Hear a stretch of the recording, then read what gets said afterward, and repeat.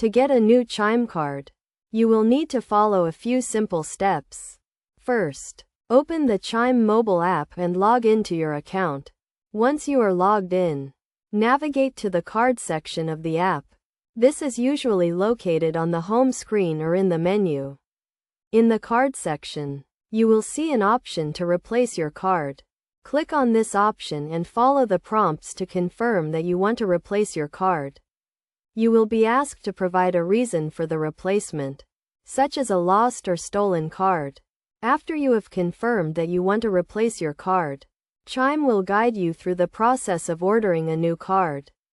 You will need to provide your current address to ensure that the new card is sent to the correct location. Once you have completed the replacement process, Chime will send you a new card in the mail. This can take around 7 to 10 business days. In the meantime, you can use the Chime mobile app to access your account and view your transactions.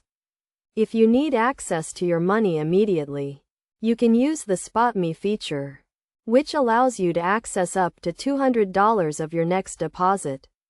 You can also use the Pay Anyone feature to send money to friends or family, who can then provide you with cash. To avoid any delays in receiving your new card, make sure your address is up to date in the Chime app.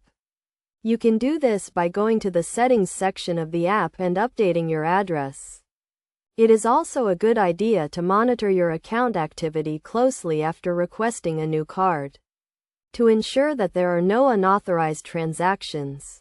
You can do this by setting up notifications in the Chime app, which will alert you to any transactions over a certain amount.